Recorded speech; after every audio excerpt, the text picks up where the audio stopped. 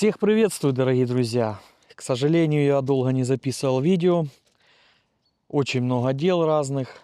Работа появилась. Про работу я не знаю, снимать или нет. Напишите в комментариях. Но я хотел бы записать видео, как я заменил свое водительское удостоверение украинское на швейцарское. Вот оно. Вот мне пришло письмо, где я стою обладателем бессрочных водительского удостоверения. Это видео я хотел бы записать с самого начала. То есть мысль пришла, что делать, куда идти, сколько стоит, как это все происходит. В этом видео я хочу все рассказать. Буду стараться максимально информативно вставлять вставочки. Я это все позаписывал отдельными планами. Плюс вырезки буду вставлять. Ну, такой первый блок, наверное, будет у нас. Второй будет блок рекомендации.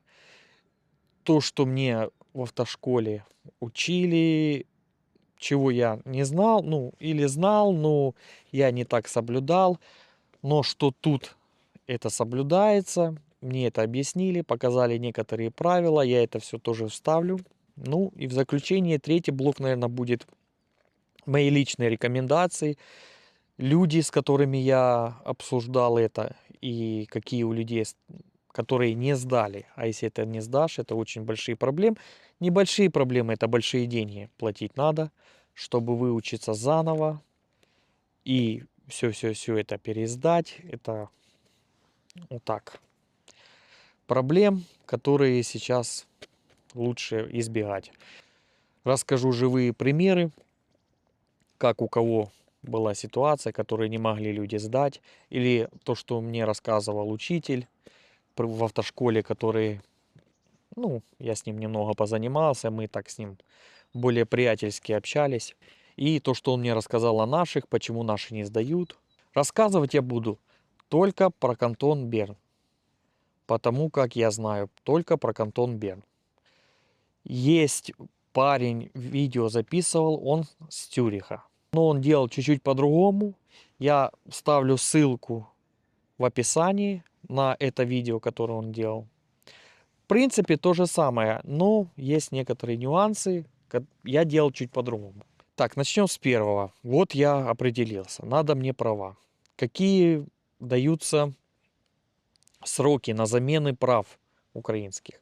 Всем гражданам иностранным в Швейцарии дается 1 год на пересдачу своих водительских удостоверений на местные водительские удостоверения. То есть вам всем дается 1 год для того, чтобы вы могли переделать, найти автошколу, подучиться или, ну, вы можете год ездить на своих, но потом надо переделать.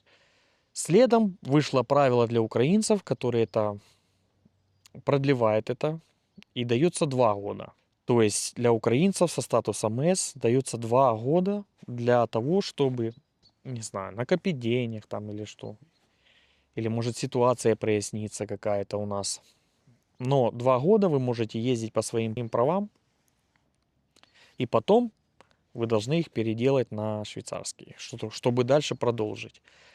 Я думал неправильно поначалу, что 2 года, если я не успею в этот срок заменить свои водительские удостоверения, я потеряю этот шанс, и мне придется начинать не просто пересдачу практического экзамена, а пойти сразу идти в автошколу, учиться заново и все это сдавать, теорию, экзамен. Ну, короче, очень, ну, медицина. Оказывается, нет, просто через 2 года вы не имеете права просто ездить. Но право за вами остается, чтобы просто пересдать их экзамен после истечения 2 лет. Просто пересдать экзамен, и вы получите швейцарские права. Потом, когда я взялся за это дело, у меня уже сроки поджимали, что я скоро буду тут 2 года.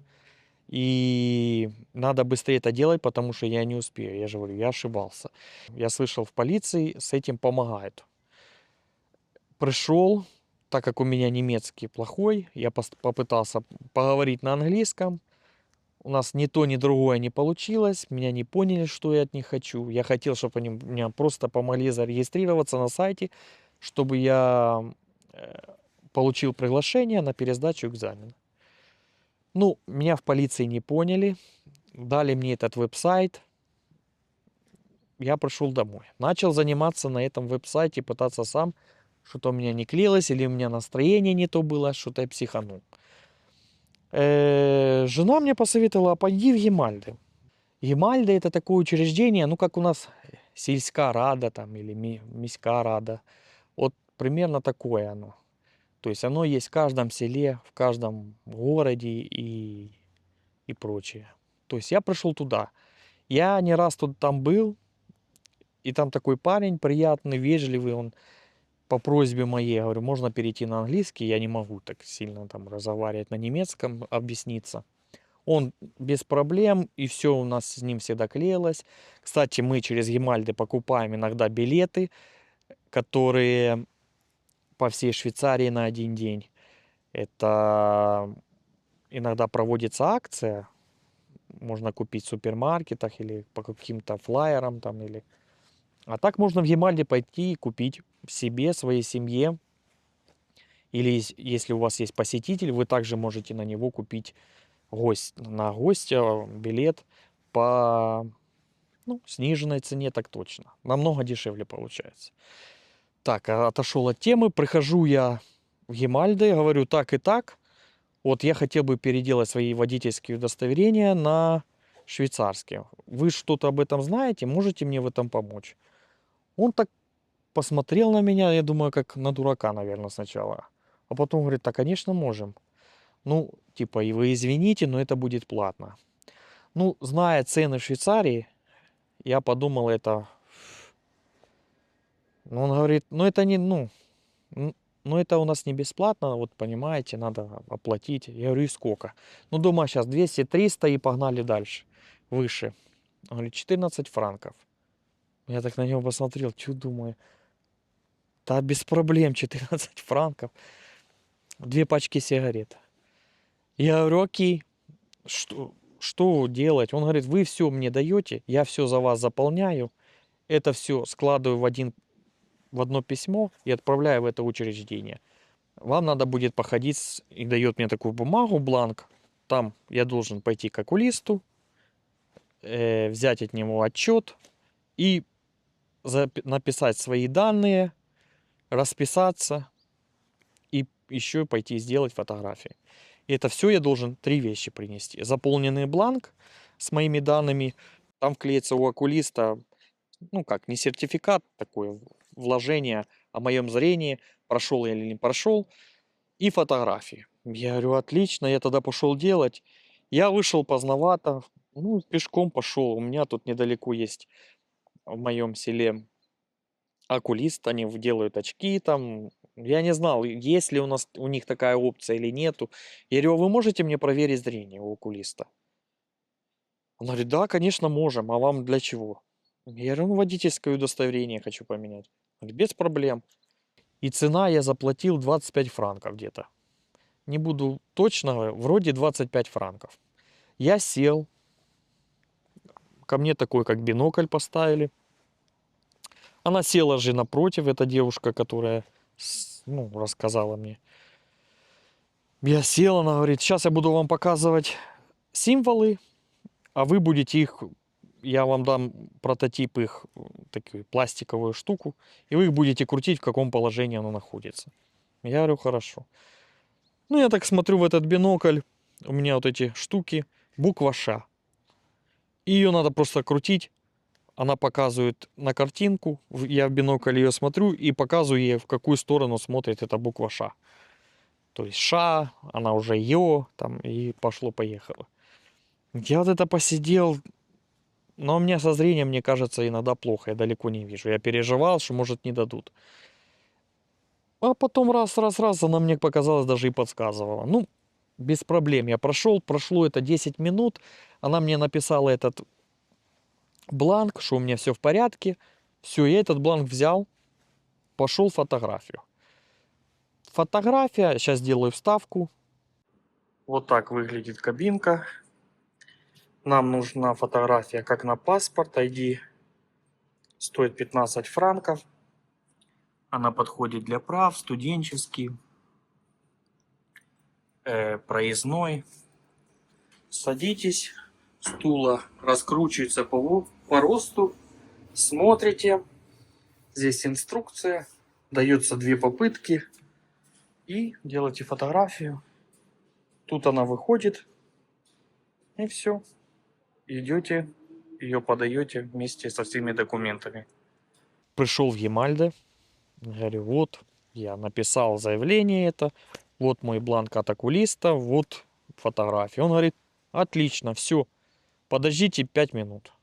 Я говорю, хорошо. Я сейчас стою за стойкой, наблюдаю. Он пошел, это все вложил в один конверт, заполнил там какие-то мои документы, я ему дополнительно давал свой аусвайс, паспорт. Он это все заполнил, все сложил в один пакет, нашел какие-то брошюры с ознакомлением. Он говорит, вот сюда в брошюре, вот сюда вы можете написать, узнать, пришли ли ваши документы, какие-то вопросы вы на этот сайт можете написать, вам ответят. Это организация, это как у нас ГАИ. Сделаю вставку, там же и вы сдаете на права. Все, я это все подал. Забыл сказать, у меня забрали права, их же в этот конверт вместе с моими бланками, фотографиями отправили всю в эту организацию. И он мне сделал ксерокопию моего водительского удостоверения, заверил, что эти водительские права можно использовать дальше как оригинал. Ну, он заверенный Гемальде. И то есть я это с бумагой мог ездить. Ну, мне ездить не надо было, я ее не использовал. Она у меня так и лежала. Прошло около недели-полторы. Приходит мне письмо от этой уже организации. Мол, так и так, мы приняли вашу заявку на замену водительского удостоверения. Вот, ознакомьтесь с правилами, брошюрой. Я так ознакомился, там ничего такого, просто прийти вовремя. Если что-то не получается, за 5 дней рабочих предупредить их, чтобы перенесли. Перенос может быть всего один раз. И прибыть за 10 минут до экзамена, назначенного время в этом письме. У меня было, я счастливый человек, 1 сентября 7:10. То есть в 7 утра я должен быть там. В этом же письме было дополнение для украинцев на украинском языке, что вы не имеете права приезжать на своей машине, не зарегистрированной в Швейцарии. То есть я должен приехать с кем-то на машине, которая имеет право здесь передвигаться без проблем. Обычная машина швейцарская. У меня от времени получения этого письма до сдачи 4 месяца я ждал. 4, 3,5, если быть точнее. 3,5 месяца я ждал. В это время чем я занимался? То есть я должен был подготовиться к практическому экзамену. То есть изучить их местные нюансы, чтобы исправить свое мышление украинское, разговаривать с инструктором и брать у него несколько уроков. Сколько брал уроков я? Я нашел в Берне автошколу. По отзывам, наверное, одна из лучших. Почему не первая? Потому что в первую я звонил, и так как у меня особенность, что у меня немецкий не очень, а мне нужен был английский, и заниматься я мог только после рабочего времени. Либо какие-то пробелочные у меня дни бывали, и их как-то в график вписаться, очень было тяжело. И я нашел эту автошколу, я сделаю скрин. Я обратился туда, там парень Али, такой, приятной внешностью, с пониманием отнесся ко мне и объяснил, что так и так, давай ты приедь, мы с тобой поговорим, съездим, первое пробное проедемся, я посмотрю на тебя, как ты ездишь, увижу твои нюансы, может что-то не так, и будем от этих минусов уже твоих двигаться в сторону правильного понимания вождения. Я говорю, окей, я приехал, по ценам, значит, сделал ставку. Один урок у него стоит 95 франков. Плюс вы должны заплатить 100 франков, это как страховочный взнос. Я брал 5 уроков, и шестой у меня был урок. Это урок вместе с ним перед экзаменом, и на этой же машине я сдавал и экзамен. То есть мы с ним встречаемся в 6:10, в 7:10 у меня экзамен, в 6:10 мы с ним встречаемся, я с ним еще раз езжу, в 7:10 мы заходим, в 7 часов заходим в учреждение, в 7:10 приходит инструктор, он, ну, я беру его машину, он меня ждет в этом учреждении, мы едем с инструктором, сдаем, сдал, не сдал, приезжаем обратно в АИ-то, и я отдаю ему машину, и все. И он уезжает по своим делам. Стоит этот последний урок вместе с экзаменом 235 франков. Да, в сумме, в сумме, это очень приличная такая сумма, но это самая затратная, наверное, из всего. Из всего-всего, что было. И, как вы поняли, я сдал этот экзамен. Все нормально, мы с ним подготовились. Сначала первые разы он не понимал, почему я так езжу. Он не, потому что я опасался там то. А по его правилам, но это будет дальше. Я расскажу про правила. Мы с ним встретились в 6 часов. Я пошел, сел в машину, он пересел. Мы поехали, проехались. А погода была дождь, ливень, темнота, ничего не видно. Никаких ни полос, ничего, только светофоры. Ну, для тех, кто ездит по родному городу, это еще более-менее понятно. А когда ты ездишь, ты не знаешь дороги, такая погода, темно, дождь льет, дворники не успевают очищать. Ну, очково было, я скажу честно. И он говорит, очень тяжело. Я не знаю, как ты будешь сдавать. И вот это он меня подбодрил еще. Я уже приехал, когда на экзамен, ну, мы вернулись. Жду экзаменатор, для меня это вообще был капец. Думаю, ну все, это сейчас будет мне. Вышел экзаменатор, спросил такой-то, такой-то. Я говорю, да, покажи аусвайс, я показал. Он говорит, окей, ты с Украины? Я говорю, да.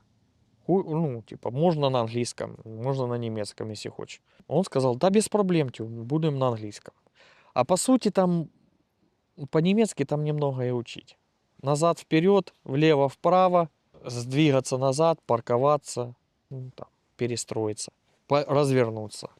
Все, там особо тоже на немецком немного. И мы пошли, я сел в машину, повезло, дождь чуть-чуть уменьшился, так и шел, но чуть-чуть уменьшился. Он ничего мне не задавал, не спрашивал, просто говорил направление. А я максимально люблю, когда со мной не разговаривают, потому что я сконцентрирован на ну, на дороге. И он меня, грубо говоря, не отвлекал. Говорил направление, я сам себе выбирал траекторию, как мне ехать, как перестраиваться, и все. Ехали мы спокойно вообще, так, хоть были, конечно, трафик большой, движение машины, ну, мне это не пугало, мне главное, чтобы меня не трогали, только не отвлекали. И я спокойно ехал, заехали в какие-то все зоны, наверное, зона 20, зона 30, потом мы парковаться. Ну, слава богу, у меня с парковкой нормально, я паркуюсь, ну, можно сказать, одним движением, то есть я подъехал и назад сдал и запарковался, все. И это и требовалось. Тут такие требования. Ну, я это сделал максимально аккуратно и максимально правильно. Ему это понравилось. Он говорит, молодец, продолжай дальше. Я поехал дальше, мы проехали какие-то стройки, пешеходы, велосипеды. Ну, это за ими надо всеми смотреть, показывать, что ты за этим смотришь. И вот эта крутня головой. И прям вот внезапно выбегает пешеход. Я резко торможу, хотя скорость была маленькая, там 20 километров. Резко торможу, но машину так трухануло. Ну все, я думаю, все, типа, не сдал. Так себя, типа, резко повел, что... Ну, смотрю, я что испугался, потому что у него тоже комплект педалей был. И он тоже вроде тянулся, я увидел, как ногой затормозить. Но он ничего мне не сказал, и мы продолжили дальше. Я ничего не спрашивал. Мы ездили, выехали на автобан. По Чигирям мы накатались. Потом выехали на автобан. На автобане мне легче, мне спокойнее, там все понятно мне. Дождь уже прекратился. И как бы я дорогу знал, куда мы едем. И мы по автобану вернулись назад в это отделение, не полиции, а ГАИ. И я припарковался, про парковку все это расскажу в последнем блоке, или следующий блок, который будет.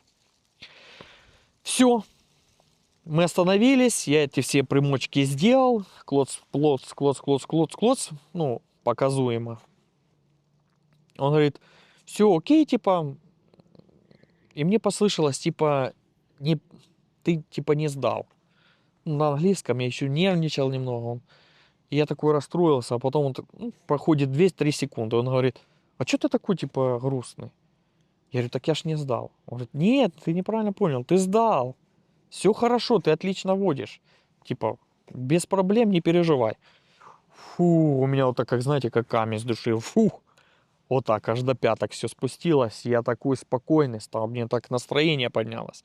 Я выхожу, меня инструктор, тот учитель мой из автошколы, который смотрит, я улыбаюсь, он тоже заулыбался. Ну что, все в порядке? Да. Я в тебе не сомневался. Я знал, что ты водишь хорошо. И то, и это. И давай мне рассказывать, хвалить так. И я прям расцвел, как вот этот, хожу такой деловой. Он мне сфотографировал. Я говорю, буду рекомендовать вашу автошколу. Ну, мне действительно понравился этот учитель. И не только он, в этой же автошколе еще один был, который раз мне преподавал. Тоже приятный парень. И все, мне дают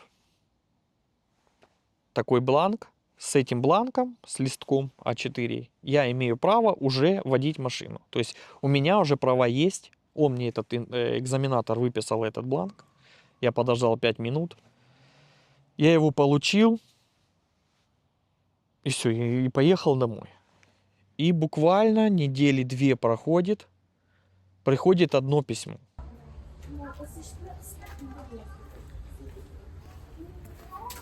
Чувствую внутри что-то пластиковое. Думаю, там что-то есть. Придем домой, распакуем. Посмотрим. Так, все, скрываем. Что нам тут пришло? Сейчас посмотрим.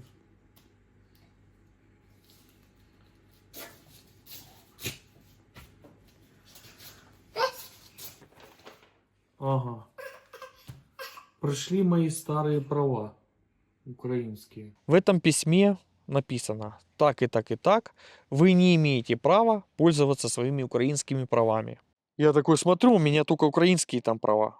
А где мои новые?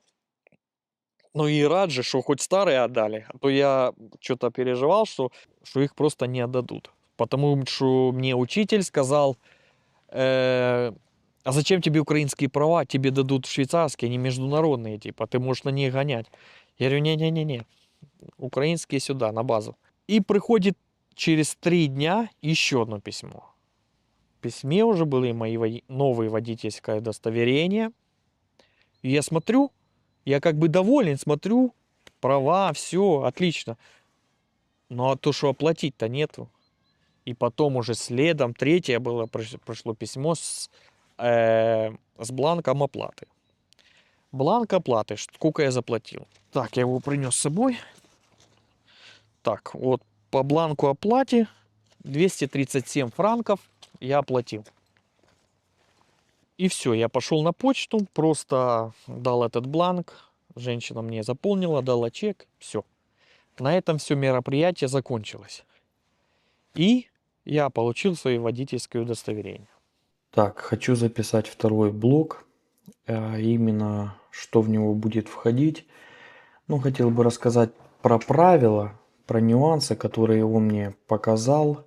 И, ну, может, для кого-то это будет новое. Для меня некоторые было новое, некоторые я знал, некоторые я знал не до конца. Хотел бы показать, на что он обращал внимание. Ну, может, это подборка для меня была лично. Ну, для общего развития людям, которые будут заниматься этим так же, как и я. Я думаю, это будет полезно. Покажу несколько видео, несколько фотографий, на что он мне сказал обратить внимание. И, допустим, как с парковкой, я ему сказал, что я идеально паркуюсь. А оказалось, я неправильно паркуюсь, быстро, правильно, быстро я делаю.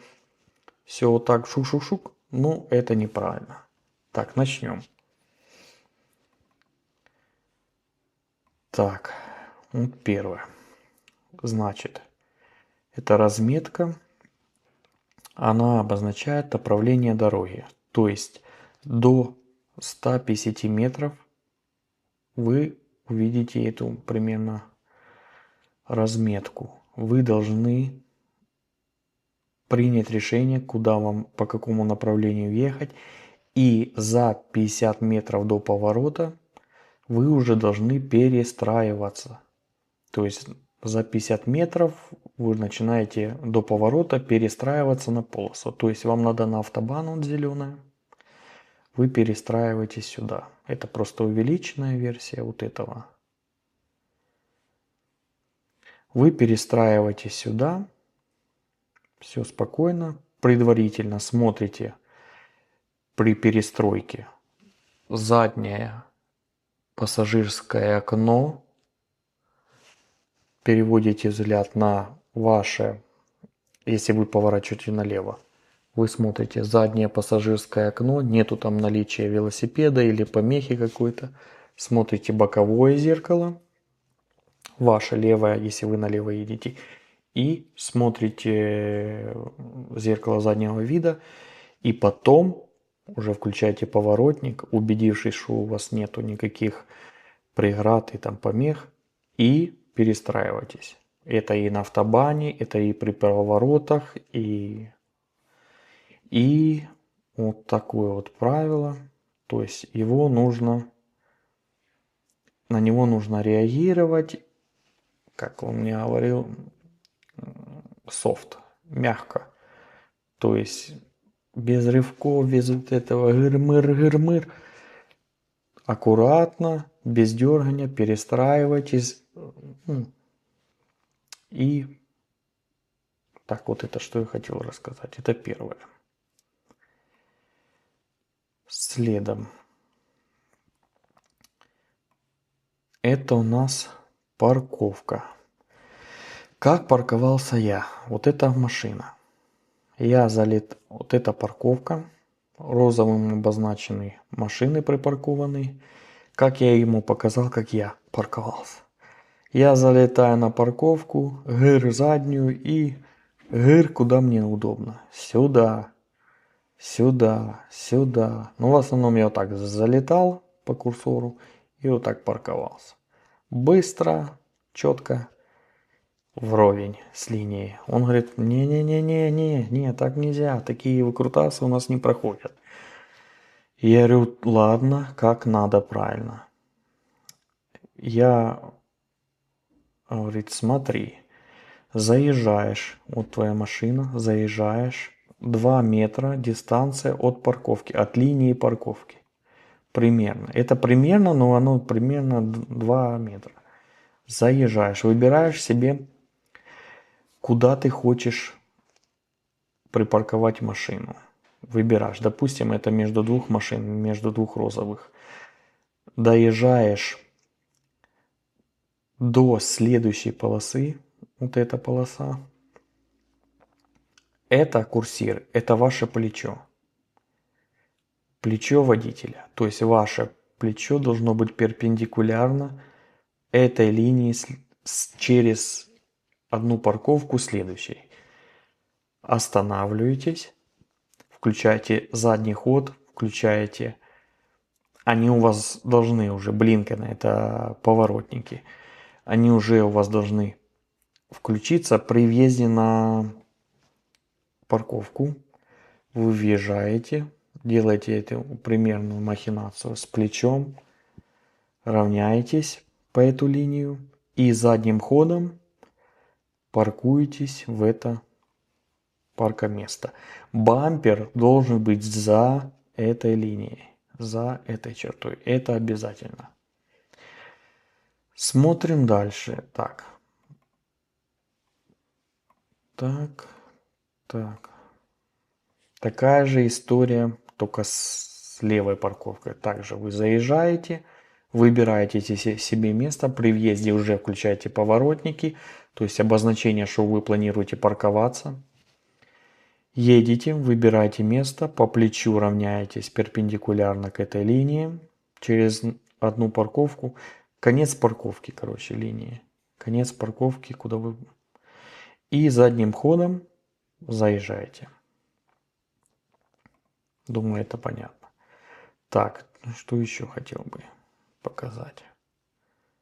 Ага. Смотрите, это такая ситуация, когда впереди знак тупик, вы едете, уже знаете, что там тупик, но вы не можете просто так взять и дрейфануть, грубо говоря, крутануть. Это, это, конечно, шутка, но вы не знаете, как развернуться здесь, но у вас есть карман. Карман, но чтобы до него добраться, вам надо пересечь встречную линию. Итак, едете, вы понимаете, что у вас тупик, включаете поворотники, вот они, поворотники в этот карман. Не в него вскакивайте передом. То есть я бы вот так сделал, как я ему говорил, что залетаю, посмотрел сюда, посмотрел обратно и задним ходом сдаю и погнал вперед. Он говорит, не-не-не, такое нельзя. То есть включаете поворотники, выезжаете на встречную полосу, поворотники не выключая, сдаете задний ход, включаете поворотники направо и выезжаете уже по встречной этой бывшей полосе, уже вот так разворот у вас получается. Рассмотрим ситуацию справа. Когда у вас справа карман, а впереди тупик. Также едете вперед, не заезжайте сразу в тупик, проезжаете карман, поворотники остаются включенными, задним ходом сдаете назад, переключаете поворотники и уже выезжаете на бывшую встречную полосу. Так, с этим разобрались. Сейчас я буду включать видео и рассказывать про нюансы, которые, возможно, для кого-то будут новые. Мне там некоторые показались новые, с некоторыми я просто не стыкался. И некоторые, вот объясню, как парень с курсов попался на этой ошибке. Сейчас покажу. Так, включаем.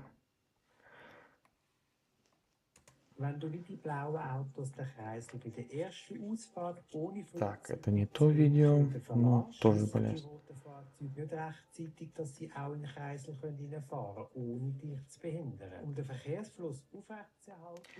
Короче, суть этого видео, это короткие очень видео, что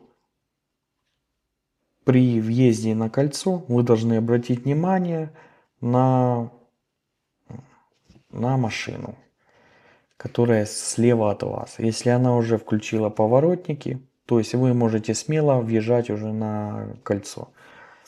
То есть это означает, что она просто сразу же свернет вправо. Смотрим дальше. Immer wieder ein Thema ist die mangelnde Voraussicht bei Autofahrern. Das heißt in unserem Beispiel, dass ich als Fahrzeugführer... Так, это видео показано, как нужно себя вести при пешеходах. То есть вы не должны оставлять машину на пешеходном переходе, если у вас пешеход. Вот такое короткое видео. Ничего сложного.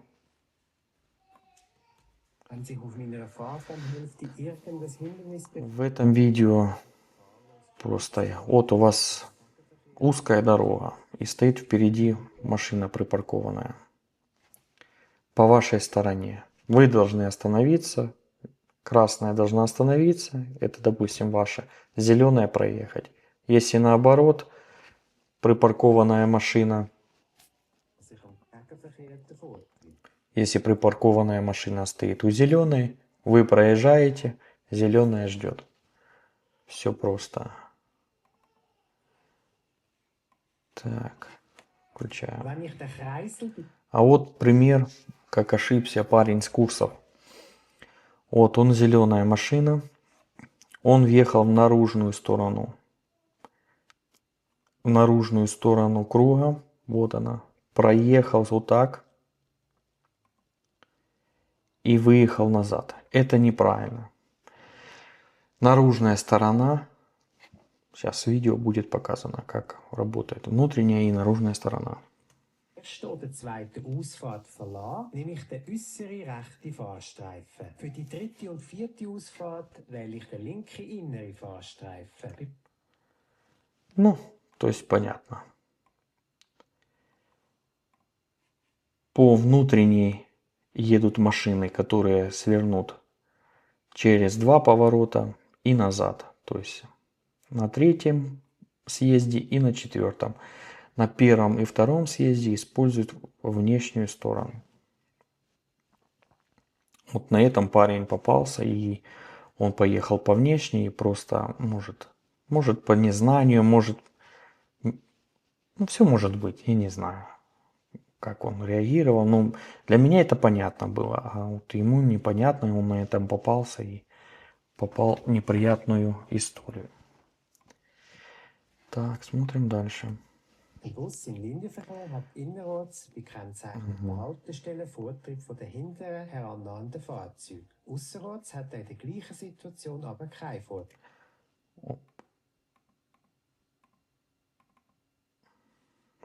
Так, ну Ein Bus im Linienverkehr тут понятно. Если вы едете и впереди автобус, это детский автобус или обычный автобус, и он включает, вот вы едете вот здесь где-то, и он включает поворотник, и вы должны остановиться. А если он включил поворотники, а вы где-то уже по его середине или ну, не доехали, точнее уже начали его проезжать, ничего страшного, просто едете. Но если вы где-то здесь, и он включил поворотники, и вы дальше едете, это все. Пиши пропало. innerorts bei Это, kennzeichneten Haltestellen Vortritt von это не сдача, а с правами der gleichen Situation. это их лишение. Вот как в этой ситуации машина проехала, включилась поворотники, и автобус следом поехал. Такое простое правило, вроде бы, ну что там такого. Но вот на таких мелочах можно попасться именно. Это жесткое нарушение.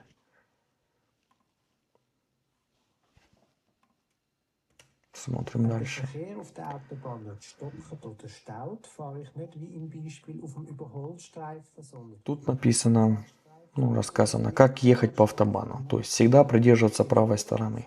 Только использовать эти дополнительные полосы для обгона. То есть если вам нужно, обогнали, потом следом перестроились. Тоже все понятно. Что нам прыгает? den Auffahrunfall verhindern, sobald es voraus Тут написано, что по автобану, когда вы едете, дистанция между вами и впереди едущая машина должна быть 2 секунды. Как это проверить? Когда едете, сверху бывают такие, ну там знаки висят и все такое, как штанги или какие-то перекладины. И можно делать на них отсчет. То есть она проехала, вы от нее считать 1, 2. И если вы проехали на 2 секунду или чуть позже, это нормально. Вот так, это дистанция так считается между машинами передней и... Я считал по-своему, это правило понятно. Я считал на автобане, если там 100 шмалишь, там, ну шмалишь, это громко сказано, 100. Ну, тут 120 максимум. В основном 2-3 корпуса я держу, и это с запасом. То есть и недалеко, и не сильно рядышком. От фуры желательно 2 корпуса, 3 там, и все. И при экзамене не надо вот так вот, фу-фу-фу, как Шумахер, гонять там. Держишься по правой стороне и Просто смотришь, чтобы дистанция была и все. Так, погнали дальше. Wenn du ein Lichtsignal mit Flächengrün hast, darfst du Так. zwar überall hinfahren, du hast aber nur gerade Тут рассказывается, как совершать повороты. Равнозначные повороты с светофором. При светофорах. Просто есть светофор... Ой, вышло. Есть светофоры такие. Обычные светофоры. So ähnlich sieht es bei einem Lichtsignal mit Pfeil und Вот. И есть светофор с желтым знаком. Желтый знак это обозначает, что по вашему зеленому светофору есть направление, которое работает. Желтый знак это предупредительный, как вас остерегает, что вы направляетесь к возможному переходу. А у них есть там, скорее всего, эти кнопочки для перехода пешеходов. То есть сейчас в данный момент, если желтая моргает, пешеход или переходит, или еще длится это время для перехода пешеходов. zusätzlichem Blinklicht aus. Geradeaus hast du wieder Vortritt, beim Rechtsabbiegen musst du auch wieder den Fußgängern den Vortritt gewähren. Если он мигает, вы должны тут остановиться. Beim Abbiegen hast du nur Vortritt, wenn das Lichtsignal nur einen Pfeil Если этого желтого ohne знака ein нету, zusätzliches Blinklicht. вы можете направо поворачивать спокойно и прямо. Ну, по направлению зеленого знака. Так, ну осталось 2 видео. Обычно это уступить дорогу, это знак стоп. То есть на что надо обратить внимание. При знаке стоп вы должны стоять примерно 2-3 секунды. 2-3 секунды вы должны зафиксироваться, показать, посмотреть влево-вправо и потом уже ехать. При знаке уступить дорогу просто нет помехи, погнали. Ну тут рассказано просто, то есть вы должны двигаться, давая дорогу велосипеду. Эти велосипеды, то есть вы должны прижиматься к линии этой, не препятствуя этому велосипеду. Я максимально давал им дорогу этим велосипедам, чтобы они первее меня съехали, свернули, чтобы я их не трогал, и они меня не трогали. Ну, это все, что у меня есть. Те моменты, которые он мне показал, это может быть в моих ошибках, которые были. И он меня акцентировал на это внимание. Возможно, для других будут другие там ошибки. Ну, в основном половина этого знал, половина, ну, там, чуть-чуть не стыкался. Ну, а с парковкой я не акцентировал на это внимание, не знал, что прям так все серьезно. Ну, для меня это было новое. Не знаю, буду я так парковаться или нет, ну, скорее всего, нет. То, что это все сильно долгая песня. Вот это маневры, смотреть, так и кабина открутится, если так головой дергать постоянно. Но для экзамена это надо. То есть это правильно. Хотя я, когда ехал, общался с учителем, я говорил, что чересчур сильно крутя головой, я могу терять концентрацию на дороге и могу совершить ошибки. Мне кажется, это небезопасно. Чересчур вот это все. Он говорит, смотри глазами. Я говорю, я глазами не могу посмотреть сзади себя. То есть мне надо поворачивать голову. При маневрах это все постоянно крутишь головой. Говорю, а прямо у меня не остается времени концентрироваться. Я-то делаю это, но мне, по моему мнению, кажется, это небезопасно. Он говорит, я понимаю, всем так это кажется, но на экзамене надо так делать. Я, ну хорошо, на экзамене будем делать, а в дальнейшем посмотрим. Так, ну второй блок моего записи закончился, продолжаем дальше. Так, расскажу про то, как делать не надо. То есть мои личные рекомендации, чего лучше опасаться. первое. Вот я ходил на курсы немецкого, там познакомился с одним парнем. Он с Узбекистана или с Таджикистана, точно не скажу. Но суть не в том, он как-то сюда попал тоже по нашему статусу и пытался сделать себе водительское удостоверение, то есть свое на местное. И он говорит, я вот посмотрел цены, то цены страшные, капец, я не знаю, что делать. Я обратился к одному земляку, у него так, он тяжело мне на русском говорил, ну, я говорю, давай хоть на каком, чтобы понятнее было.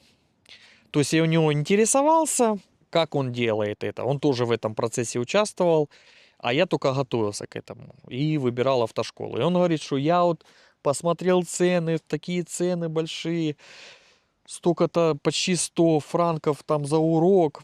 Ну, я не потяну, я нашел земляка, он тут, у него автошкола, он тут, ну, короче, там царь и бог.